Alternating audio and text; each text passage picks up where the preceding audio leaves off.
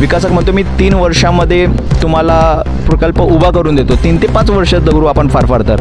मग आता 6 महिने झाले तोडकाम सुरू झाले, भाडं वाटप सुरू झालेलं आहे. मग अजून देखील ट्रान्झिट कॅम्प जिथे त्यांनी SRAला प्रकल्प लिहून दिलेला आहे त्या ठिकाणी अजून देखील त्यांची ते बांधकामाची सुरुवात का झालेली नाही असा प्रश्न या विकास प्रकल्पामध्ये उभा राहतो. मीटर काढतात, मीटरच्या लाईनी असते, कारण पाऊस पडतो, पावसामुळे कधी शॉर्ट सर्किट झालं. येणाऱ्या स्थानिक लोकांना तुम्ही त्रास देऊ नका. तुम्ही तुमचं डेव्हलपमेंट चालू असेल, पण जे स्थानिक लोक त्यांच्या काही मजबुरी असतील, भाडं वाढवून द्या, प्लस त्यांनी 4 भाऊ आहेत त्या लोकांचे. पण अजूनही जिजामाता असेल किंवा माता रमाबाई आंबेडकर नगर असेल अशा मोठ्या नगरांची अजूनही AGM झालेली नाही, त्यांना स्थानिकांना विश्वासात घेतलेलं नाही आहे. विकासकाच्या माध्यमातून स्थानिक लोकांना काही 3 वर्षाचं भाडं देत आहेत. मग आता पुन्हा जर स्कीम सगळी एकच आहे 33 अंतर्गत सगळ्या साईच्या 6 नगरांची होत आहे. मग जिजामाता नगरला एक वेगळं भाडं दिलेलं आहे आणि इतर 5 नगरांना वेगळं भाडं दिलेलं आहे. शालेय गणवेशाचे एकच विश्वसनीय ठिकाण. व्हिडिओचे प्रायोजक आहेत महेंद्रकर ब्रदर्स.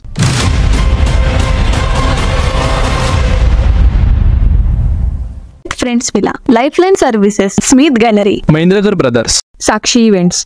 तुम्हाला तुमचा व्यवसाय वाढवायचा असेल आणि अशीच प्रसिद्धी मिळवायची असेल तर जाहिरातीसाठी आम्हाला संपर्क करा. नमस्कार, साऊथ मुंबई न्यूजमध्ये आपलं सर्वांचं स्वागत आहे.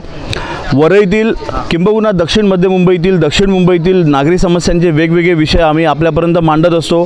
त्यात SRA इमारती पुनर्विकासाबाबतचे प्रश्न, त्या प्रकल्प, रखडलेले प्रकल्प, त्यात होणारे उद्भवलेले वाद, विकासकांच्या पॉलिसीज, त्याच्यानंतर अंतर्गत सोसायट्यांचे कमिटीमधले वादविवाद आणि त्यातून त्रस्त होणारे रहिवासी नागरिक, अनेक विषय आपल्या कानावरती दरवेळेला येतच असतात. या सर्व पार्श्वभूमीवरती बऱ्याचदा अन्याय घडताना देखील आपल्याला दिसतो. असाच एक विषय घेऊन आम्ही आपल्यापर्यंत आलेलो आहे. सुमारे 4000पेक्षा जास्त घरं आणि जवळजवळ 25,000च्या वरची लोकवस्ती असा हा वरईतील मोठा SRA प्रकल्प वरईत आता होणार आहे.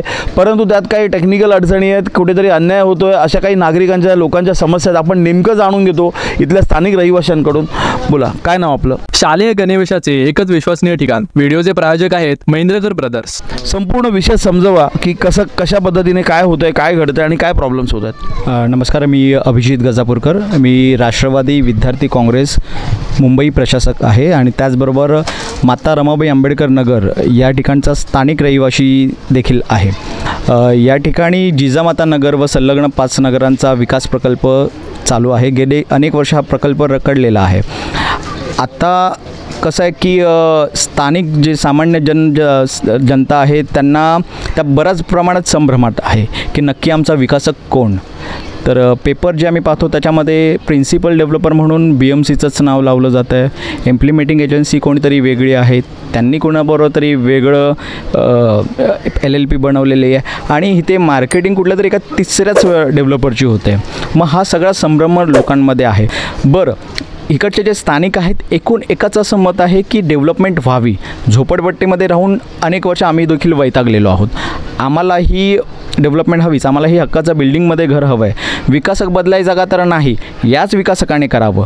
पण या विकासकाने जो काही विकास प्रकल्प राबवत आहे त्या विकास प्रकल्पामध्ये त्यांनी पूर्णपणे पारदर्शकता ठेवावी. म्हणजे जे काही कन्सेंट दिली जाते किंवा जे काही ॲग्रीमेंट केलं जातं आहे विकासकाबरोबर ते त्यांनी फक्त आम्हाला नोंदणीकृत करून द्यावं, रजिस्टर्ड करून द्यावं अशी आमची मागणी आहे. तत्पूर्वी आम्ही तुम्हाला थांबवतो. जिजामाता नगर आणि आपण आता वीर सुभाष नगर या ठिकाणी आहोत. अशी किती नगरांचा हा विकास होतोय आणि त्याची पूर्ण बेसिक माहिती हवी होती. वीर जिजामाता नगर हे एक सर्वात मोठं नगर आहे, जी VLT लँड पण जिला बोलली जाते, जिथे PAP म्हणून काही वर्षापूर्वी त्या लोकांना स्थापित करण्यात आलं होतं.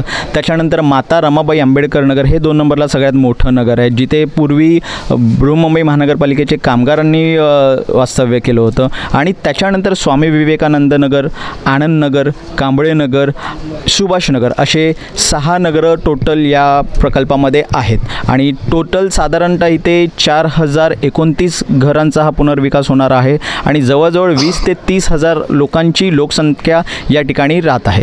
Friends villa, lifeline services, Smith gallery, Mahendrakar brothers, Sakshi events. तुम्हाला तुमचा व्यवसाय वाढवायचा असेल आणि अशीच प्रसिद्धी मिळवायची असेल तर जाहिरातीसाठी आम्हाला संपर्क करा. आता टेक्निकल प्रॉब्लेम सांगा तुम्ही, नेमकं काय घडतंय, म्हणजे नाराजी कशातून उद्भवते? नाराजगी जसं मी म्हटलं ना, आम्हाला जे काही तुम्ही प्रकल्प राबवता त्याच्यामध्ये पारदर्शकता हवी आहे. मग ही पारदर्शकता किंवा ही स्पष्टता प्रशासनाने दिली पाहिजे होती तुम्हाला, असं तुमचं म्हणणं आहे? अगदीच. म्हणजे ही जाहिरातीच्या स्वरूपात किंवा मोठ्या फलकाच्या स्वरूपात हे इथंभूत त्याची माहिती छापली गेली पाहिजे होती आणि ती दाखवली पाहिजे होती, असं म्हणायचं आहे तुम्हाला? अगदीच. आस्थागत SRA झोपडपट्टी पुनर्वसन प्राधिकरणाचा एकही फलक इथे लागलेला नाही. त्यांचा एकही ऑफिशियल पेपर सामान्य जनतेला दिलेला नाही आहे. एकाही नगरांमध्ये एकाही सोसायटीने AGM GBR व्यवस्थितपणे लावलेली नाही आहे. ॲग्रीमेंट केली गेली आहे. काही स्थानिक सोसायट्या ज्या होत्या त्या सोसायट्या देखील सर्व नियोजित आहेत. त्या सोसायटीने पहिलं स्थानिकांना ॲग्रीमेंट करायला सांगितलेली आहे, कन्सेंट द्यायला सांगितलेली आहे. त्याच्यानंतर हळूहळू जशी लोकांचं एकता निर्माण झाली, आवाज उचलायला लागला, तो एखाद दुसऱ्या नगराची छोटीशी असं दाखवण्यासाठी का होईना ती त्यांनी AGM घेतलेली आहे. पण अजूनही जिजामाता असेल किंवा माता रमाबाई आंबेडकर नगर असेल अशा मोठ्या नगरांची अजूनही AGM झालेली नाही. त्यांना स्थानिकांना विश्वासात घेतलेलं नाही आहे. बरं, अजून एक महत्त्वाचा टेक्निकल विषय तुम्ही विचारलात त्याबद्दल मी सांगेल की 210 हा नियम आहे SRAचा भाडे देण्यासाठी. म्हणजे ज्यावेळेस तुम्ही एखाद्या ठिकाणी SRA अंतर्गत प्रकल्प राबवत असाल तेथील स्थानिकांना घर खाली करण्यासाठी विकासक SRAच्या माध्यमातून काही भाडे देतो. तर इथे आमच्या विकासकाने SRAला असं लिहून दिलेलं आहे की आमच्याकडे पुरेशी एक मोकळी जागा आहे, त्या ठिकाणी मी अगोदर ट्रान्झिट कॅम्प बांधून देणार आहे. इकडच्या काही लोकांना त्या ठिकाणी शिफ्ट करेल, जे शिफ्ट झालेले आहेत तिथे तोडून दुसरी इमारत बांधेल फेज 2 मध्ये. आणि तिसऱ्या ठिकाणी ती जागा खाली झाल्याच्यानंतर ह्यांची फायनल SRAची बिल्डिंग जी असेल ती आम्ही उभी करून देऊ, जेणेकरून इकडून एकही स्थानिक प्रस्थापित होणार नाही, विस्थापित होणार नाही, त्याला बाहेर जाता येणार नाही. त्यामुळे SRAने ह्यांना लेटर दिलेलं आहे की जर तुम्ही एकालाही इथून बाहेर काढत नाही त्यामुळे कोणालाही भाडं द्यायची गरज नाही आणि म्हणून 210 किंवा 210 या ठिकाणी लागू होत नाही. तरी देखील आज आपण बाजूला पाहू शकता की विकासकाच्या माध्यमातून स्थानिक लोकांना काही 3 वर्षाचं भाडं देत आहेत. मग आता पुन्हा जर स्कीम सगळी एकच आहे 3310 अंतर्गत सगळ्या साईच्या 6 नगरांची होत आहे. मग जिजामाता नगरला एक वेगळं भाडं दिलेलं आहे आणि इतर 5 नगरांना वेगळं भाडं दिलेलं आहे. त्याचप्रमाणे जे विकासकाकडनं प्रॉमिसेस केले गेलेले आहेत, जसं आम्हाला माहिती आहे की झोपडपट्टी पुनर्वसन प्राधिकरणाचा नियम आहे की 300 स्क्वेअर फीटचं घर मिळणार, पण या ठिकाणी सांगितलं गेलं की जिजामाता नगरला 560 स्क्वेअर फीटचं घर मिळेल व इतर नगरांना 405 स्क्वेअर फीटचं घर मिळेल. मग हे कसं शक्य आहे ते आम्हाला अजूनपर्यंत कोणी बसवून व्यवस्थित सांगितलेलं नाही आहे. आम्ही कागदपत्र मागतो आहोत. आमच्या आईवडिलांनी इथे रक्तपाणी आठवून हे घर बनवलेलं आहे, इतके वर्ष राहिलेलं आमचं बालपण गेलेलं आहे. तर आम्हाला आता ती भीती वाटून राहिली की आमच्या हे डोक्यावरचं एकमेव छत आहे ते आमच्याकडून हिरावून घेतलं जातं आहे का, अशा अनेक गोष्टी आहेत. त्यामुळे सर्वच जण आम्ही संभ्रमामध्ये आहोत. आम्हाला कोणत्याही प्रकारचे ऑफिशियल कागदपत्र मिळत नाही आहेत. BMC किंवा SRAमध्ये आम्ही ज्यावेळेस RTIच्या माध्यमातून माहिती मागवतो त्यावेळेस त्यांची काहीतरी माहिती वेगळीच येते. त्यांचे अधिकारी बोलतात इथे तोडणं शक्यच नाही, होऊ शकत नाही, कारण की तिथे 210 लागूच होत नाही आहे. सगळ्यांना विकासक आहे तो ट्रान्झिट कॅम्प वगैरे देणार आहे. अद्यापही ट्रान्झिट कॅम्पचं काहीही बांधकाम किंवा खोदकामसुद्धा सुरू झालेलं नाही आहे. मग हा विकास प्रकल्प पुढे कसा जाईल? विकासक म्हणतो मी 3 वर्षामध्ये तुम्हाला प्रकल्प उभा करून देतो. 3 ते 5 वर्षात करू आपण फार तर. मग आता 6 महिने झाले तोडकाम सुरू झाले, भाडं वाटप सुरू झालेलं आहे. मग अजून देखील ट्रान्झिट कॅम्प जिथे त्यांनी SRAला प्रकल्प लिहून दिलेला आहे त्या ठिकाणी अजून देखील त्यांची ते बांधकामाची सुरुवात का झालेली नाही असा प्रश्न या विकास प्रकल्पामध्ये उभा राहतो. शालेय गणवेशाचे एकच विश्वसनीय ठिकाण. व्हिडिओचे प्रायोजक आहेत महेंद्रकर ब्रदर्स. या ठिकाणी या प्रकल्प हा होत असताना कुठेतरी स्पष्टता नाही आहे. प्रशासनाची ही जबाबदारी राहते की यात जास्तीत जास्त स्पष्टता निर्माण झाली पाहिजे आणि लोक संभ्रमात नाही राहिले पाहिजे, लोकांचा विश्वास कुठेतरी डगमगला नाही पाहिजे. पुढील आपण रहिवाशांकडून देखील जाणून घेतोय. मी दिनकर तुकाराम गांगण, मी इथला स्थानिक रहिवासी आहे. माझं म्हणणं एकच आहे, जे आत्तापर्यंत जे 1500 जे लोक अपात्र आहेत त्यांनाही इथल्या स्थानिक कमिटीने जेवढे होईल तेवढं त्या सगळ्यांना पात्र करून त्यांची घरं त्यांना मिळाली पाहिजे, हा माझा प्रामुख्याने उद्देश आहे. मी तुषार नाव. रवींद्र कदम. मी स्थानिक रहिवासी आहे इथे.